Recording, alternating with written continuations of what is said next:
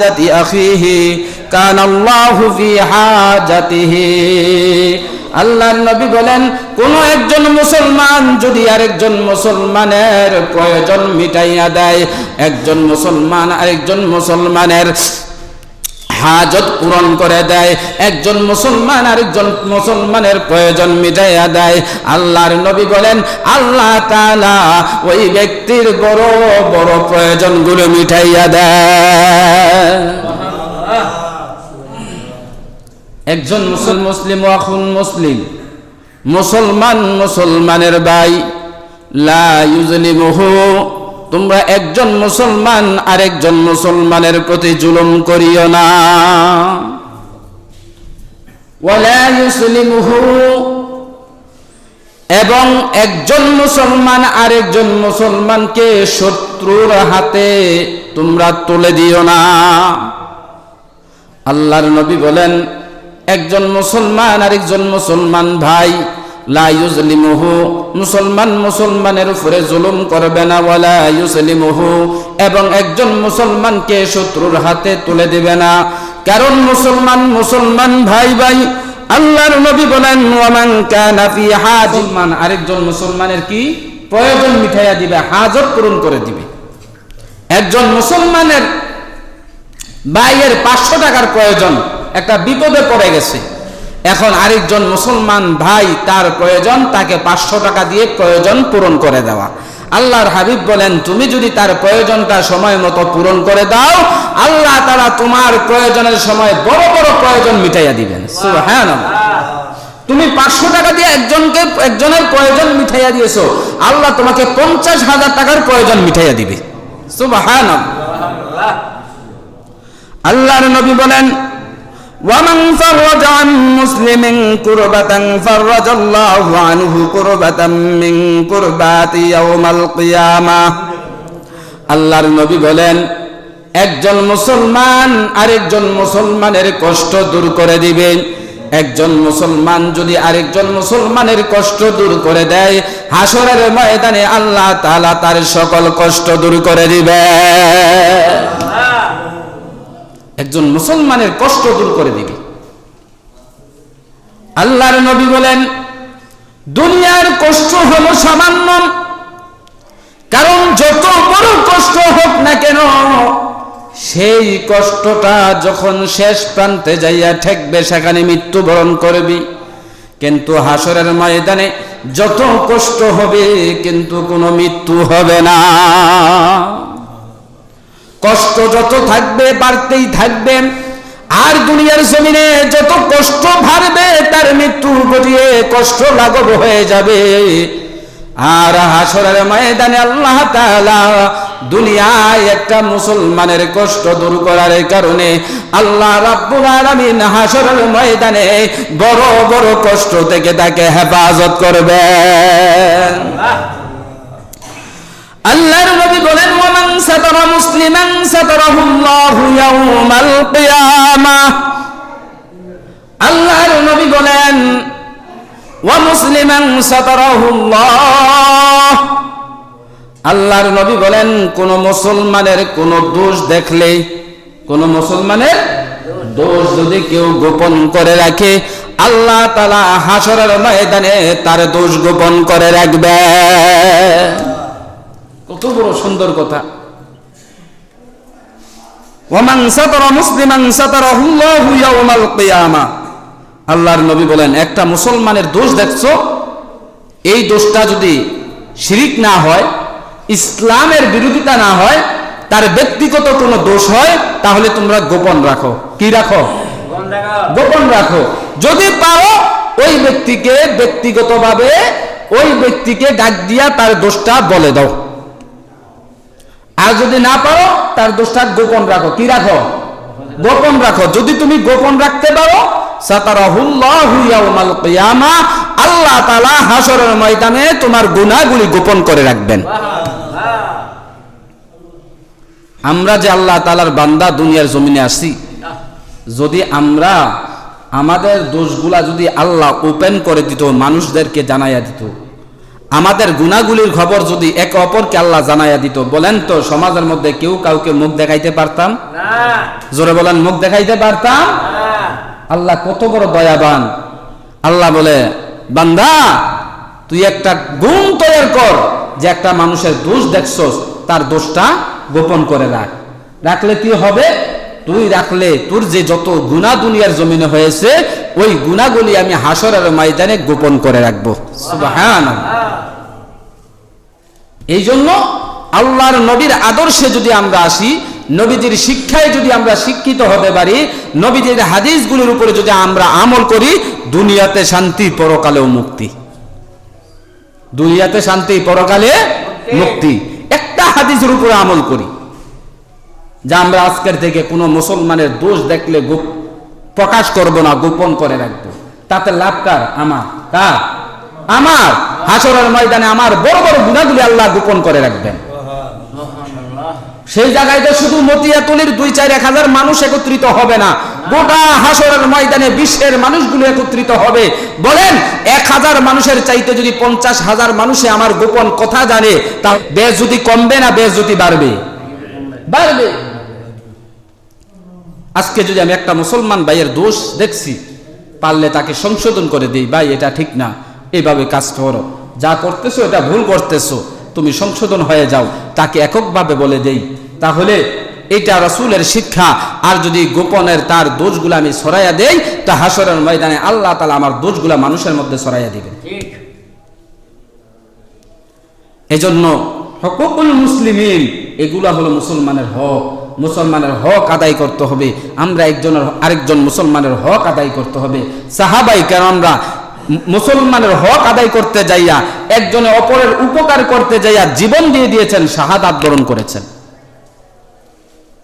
হাদিসের মধ্যে আসছে আল্লাহর নবী মুহাম্মদুর রাসূলুল্লাহ সাল্লাল্লাহু আলাইহি ওয়াসাল্লামের জমানায় জিহাদের ময়দানে সাহাবীরা জিহাদ করতেছি, পানির পিপাসা লেগেছে, এমন উত্তপ্ত গরম, আজকে সূর্য 2,30,00,000 মাইল উপর থেকে সূর্য তাপ দেয়, আমরা সহ্য করতে পারি না। কিন্তু এই সূর্যটা হাসরের ময়দানে অর্ধ হাত উপরে চলে আসবে, মাথার 1 বিঘত উপরে চলে আসবে সূর্যটা, তখন জমিনটা এই সূর্যের তাপে তামায় পরিণত হয়ে যাবে, এই যে পাকা রাস্তাগুলি এখন জুতা খুলে হাঁটার মতো শক্তি নাই, কারণ পাটা পড়ার সাথে সাথে এত উত্তপ্ত হয়ে আছে, পাকাগুলা পায়ের মধ্যে ঠোসা পড়ে যাবে। আর হাসরের ময়দানে সূর্যটা অর্ধ হাত মাথার উপরে চলে আসবে। ওই যে রবি আজকে যাহা অনেকে দূরে আছে, ওই যে রবি আজকে যাহা অনেকে দূরে আছে, হাসর মাঠে পৌঁছবে তাহা বড় দোহাত কাছে, হাসর মাঠে পৌঁছবে তাহা বড় দোহাত কাছে। এত নিকটে পৌঁছবে বলি লাগবে ভীষণ তাপ, এত নিকটে পৌঁছবে বলি লাগবে ভীষণ তাপ, সেই তাপেতে পাইবে সাজা যাহার যেমন পাপ, সেই তাপেতে পাইবে সাজা যাহার যেমন পাপ। ফেরেশতারা বলবে সবাই করেছে জিনার কাম, ফেরেশতারা বলবে সবাই করেছে জিনার কাম, পূজ্যলিবে লজ্জাস্থান হইতে অবিরাম, পূজ্যলিবে লজ্জাস্থান হইতে অবিরাম। আমার ভাইরা, আজকে সূর্য 2,30,00,000 মাইল উপর থেকে সূর্যের তাপ দেয়, সহ্য করা সম্ভব নয়। হাসরের ময়দানে এই সূর্যটা মাথার অর্ধ হাত উপরে চলে আসবে, জমিনটা তামায় পরিণত হয়ে যাবে, মানুষগুলা 50,000 বছর হাসরের ময়দানে দাঁড়িয়ে থাকবে এক একটা মানুষ হিসাব দেওয়ার জন্য।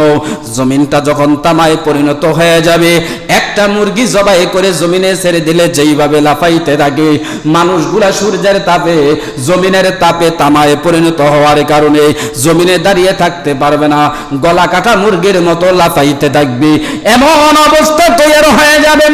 আমার ভাইরা, সেই অবস্থাতে আল্লাহ রাব্বুল আলামিনের হাবিব সরকারে দু আলম নবী মুহাম্মদুর রাসূলুল্লাহ সাল্লাল্লাহু আলাইহি ওয়াসাল্লাম বলেন, জিহাদের ময়দানে এইভাবে সাহাবীরা যুদ্ধ করতে করতে পানির পিপাসা লেগেছে, সাহাবীরা বলতেছে পানি পানি পানি। একজন সাহাবী দৌড়াইয়া পানি আনছে, আনার সাথে সাথে ওই সাহাবীর মুখের মধ্যে পানি দিবে, এমন তো অবস্থায় সাথে পাশের ভাই ডাক দিয়ে বলে, আমার পানির প্রয়োজন, পানি পানি পানি, নিজে পানি না খাইয়া ডাক দিয়ে বলে ভাই আমার কাছ থেকে বেশি প্রয়োজন ওই ভাইয়ের পানি, যাও যাও তুমি তাড়াতাড়ি করে যাইয়া পানি দাও। দৌড় দিয়া নিজে পানি না পান কইরা ওই সাথী ভাইকে পানি পান করাইতো যায়। ওই ভাই যখন দ্বিতীয় ভাই যখন পানি খাবে এমন মুহূর্তে তৃতীয় আরেকজন ভাই ডাক দিয়া বলে ভাই পানি পানি পানি, পানি না পাইলে আমি মৃত্যুবরণ করব, তাড়াতাড়ি করে আমাকে এক গ্লাস পানি দাও। দ্বিতীয় ভাই চিৎকার ডাক দিয়া বলে ভাই আমার চাইতে তৃতীয় ব্যক্তির পানিটা বেশি প্রয়োজন, তাড়াতাড়ি তৃতীয় ব্যক্তির কাছে যাও। যখন তৃতীয় ব্যক্তির কাছে যায়, তৃতীয় ব্যক্তির কাছে যাইতে দেরি হয়, যাইয়া দেখে তৃতীয় ব্যক্তি পানির পিপাসায় মারা গেছে। দৌড় দিয়ে আইসা প্রথম ব্যক্তির কাছে পানি দিবে, দেখে প্রথম ব্যক্তিও মারা গেছে। দ্বিতীয় ব্যক্তির কাছে যায়, যাইয়া দেখে দ্বিতীয় ব্যক্তিও মারা যায়। ও নবীর উম্মতরা, সেই নবী শিক্ষা দিয়া গেছেন একজন মুসলমান আরেকজন মুসলমানের হক পূরণ করতে যাইয়া এক গ্লাস পানি পান করতে যাইয়া নিজে পানি পান না কইরা আরেকজন পানি বাইকে পানি পান করাইতে যাইয়া নিজের জীবনটা বিলীন করে দিয়েছে। এই জন্য আল্লাহর নবী বলেন হুকুকুল মুসলিমিন, তোমরা মুসলমান মুসলমানের হক আদায় করো যেইভাবে সাহাবায়ে কেরাম হক আদায় করেছে।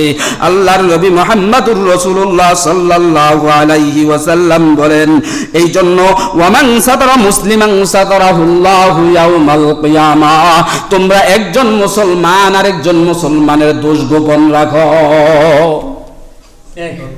একজন মুসলমান আরেকজন মুসলমানের দোষ গোপন রাখো।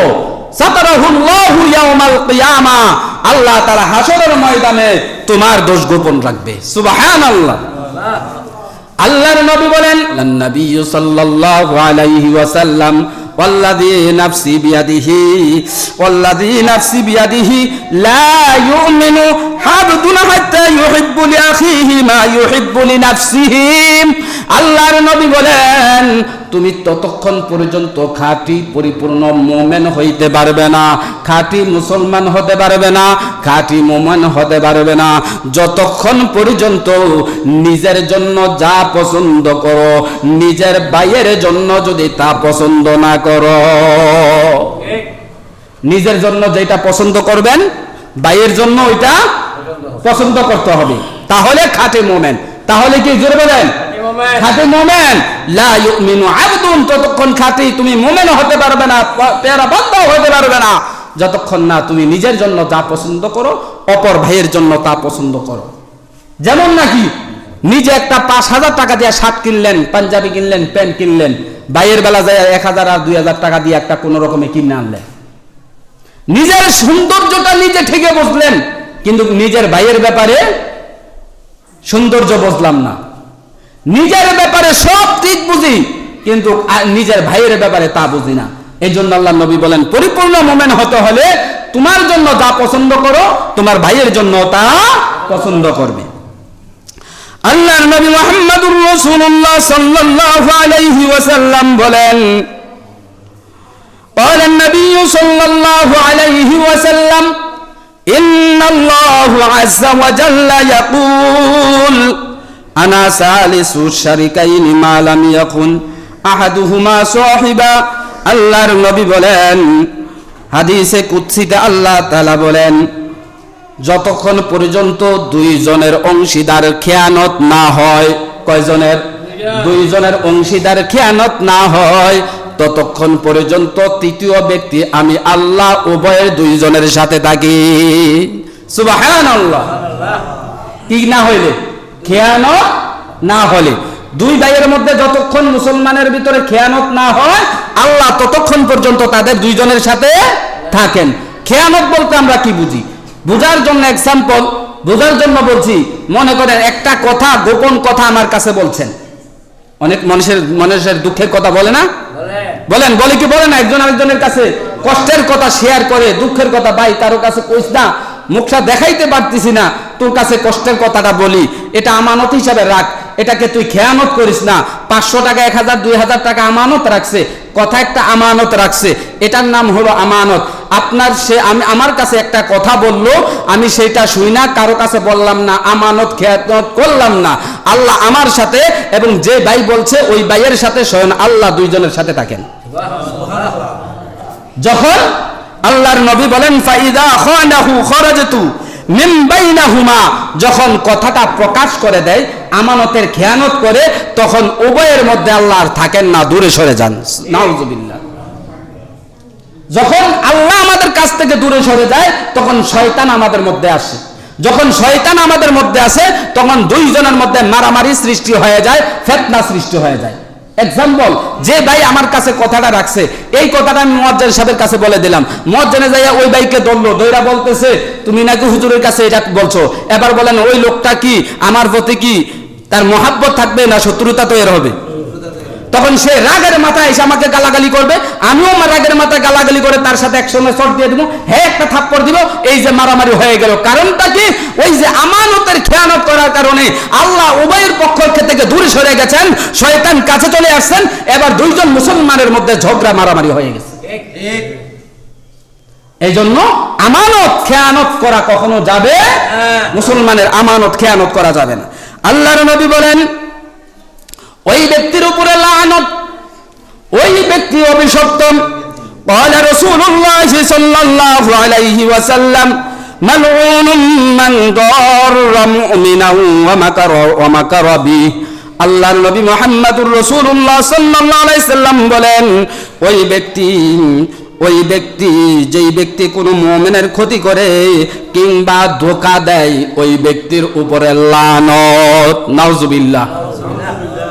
কি বুঝলাম হাদিসের দ্বারা? আল্লাহর নবী বলছেন ওই ব্যক্তির, ওই মুমিন, ওই মুসলমান ক্ষতি করে কিংবা ধোঁকা দেয়, একজন মুসলমান আরেকজন মুসলমানকে ক্ষতি করলে অথবা ধোঁকা দিলে আল্লাহর নবী তার উপরে লানত, তার উপরে অভিশপ্ত, তার উপরে আল্লাহর গজব। নাউজুবিল্লাহ। তাহলে মুসলমান যদি মুসলমানকে ধোঁকা না দেয়, মুসলমানকে যদি ক্ষতি না করে, বলেন তো সমাজটা কি অশান্তি হবে না শান্তি হবে? জোরে বলেন।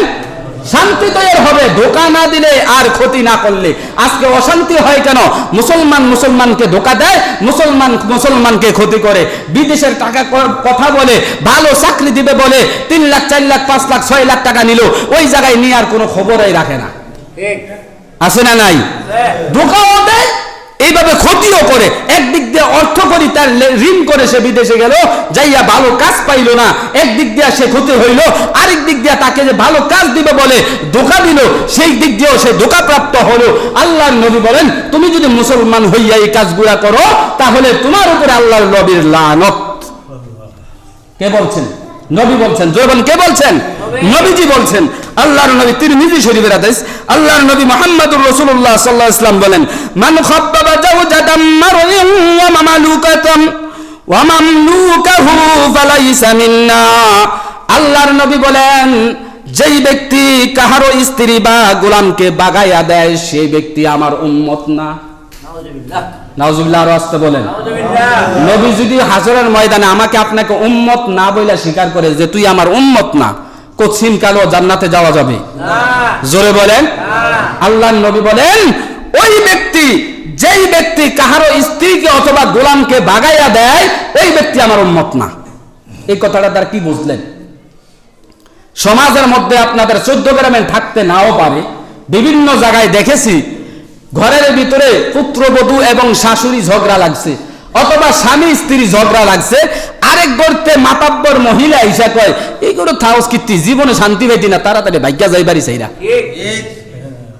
এই কথা শান্তি পাইতি না তো দেখছো তোর শাশুড়ি তোর লোকে কি ব্যবহার করে, তোর জামাই তোর লোকে কি ব্যবহার করে, জীবনে শান্তি পাইতি না।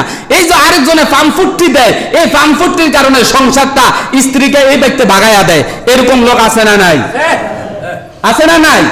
এইরকম লোককে আল্লাহর নবী বলেন ওই ব্যক্তি আমার উম্মত। এই জন্য আরেকজন আছে গোলামকে ভাগাইয়া দেয়। একজন মানুষ আনছে কাজ করার জন্য, পথের মধ্যে কার বাদ যায়, অমুকের বাদ যায়, তো কি জানি টিয়া দিল না, কাম করবি সারাদিন, টিয়া ভাই রাখবো যাচ্ছে, পথের থেকে গোলামরে ভাগাইয়া দেয়। আর এরকম মানুষ আছে না নাই? আল্লাহর নবী বলেন যেই ব্যক্তি কাহারো স্ত্রী বা গোলামকে ভাগাইয়া দেয়, সে আমার উম্মত না। আল্লাহর নবী মুহাম্মদুর রাসূলুল্লাহ সাল্লাল্লাহু আলাইহি ওয়াসাল্লাম বলেন, শেষ হাদিসের মধ্যে আল্লাহর নবী মুহাম্মদুর রাসূলুল্লাহ সাল্লাল্লাহু আলাইহি ওয়াসাল্লাম বলেন, মান ফাররাকা বাইনাল ওয়ালিদি ওয়া ওয়ালাদিহি, আল্লাহর নবী মুহাম্মদুর রাসূলুল্লাহ সাল্লাল্লাহু আলাইহি ওয়াসাল্লাম বলেন, ওই ব্যক্তির উপর লানত যে পিতা ও পুত্রের এবং ভাই ভাইয়ের সাথে শত্রুতামি পোষণ করাইয়া দেয়। বাপ পুত্রের মধ্যে ঝগড়া লাগাইয়া দেয় সমাজে, এমন আছে না নাই? ঘরের মধ্যে দুই ভাই তিন ভাই, এক ভাই বিদেশ থেকে ঠাইকা টাকা পয়সা পাঠাইছে, বাড়িতে আরেকজন আছে মাশাআল্লাহ, এনের খোঁচা ওই জায়গায় না লাগাইলে ফেরের ভাত তো হজম হয় না। এ ব্যক্তি ফোন দিয়ে কয়, কি রে তুই টিয়া ফাটাস বাইক আর তোর বাপের সব সম্পত্তি এতারা দিয়া লাইতেছে তো। এই যে দুই বাপ পুতের মধ্যে একটা শত্রুতা আমি তৈরি করে দিছে, বাইতে ফোন দিয়া অন্যজনে, এরকম লোক আছে না নাই? তো বাপ পুতের মধ্যে যারা ঝগড়া জোটায়, আল্লাহর নবী বলেন লানা রাসূলুল্লাহি, ওই ব্যক্তির উপরে আল্লাহর রাসূলের লানত, মান ফাররাকা বাইনাল ওয়ালিদি ওয়া ওয়ালাদিহি, যেই ব্যক্তি পিতা পুত্র ভাই ভাইয়ের মধ্যে বিচ্ছেদ ঘটায়, শত্রুতা আমি তৈরি করে দেয়, ভাই ভাইয়ের মধ্যে শত্রুতা আমি কইরা দেয়। এক ভাই ভালো চাকরি করে, আরেক ভাই ভালো চাকরি করতে পারে না, কই কিত্তি খাওয়াস, তোর টিয়া খাইয়া তো তোর ভাই বড় লোক হইতাছে, ভাই কাম নাই কাজ নাই, ভাই খায়া ঘুমায়, তুই কিত্তি তার কামাই করে খাওয়াস। এই যে ভাই ভাইয়ের মধ্যে যে একটা মহব্বত ছিল, এরকম কিছু ফিল মাইরে মাইরে গ্রামের সমাজের মধ্যে দুই ভাইয়ের মধ্যে ঝগড়া সৃষ্টি করে দেয়, আছে না নাই? আল্লাহর রাসূল বলতেছেন লানা রাসূলুল্লাহ, আল্লাহর রাসূল লানত করেছেন মান ফাররাকা বাইনাল ওয়ালিদি ওয়া ওয়ালাদিহি, যারা পিতা এবং পুত্রের মধ্যে ভাই ভাইয়ের মধ্যে শত্রুতা সৃষ্টি করে দেয়, ওই ব্যক্তির উপর আল্লাহর লানত।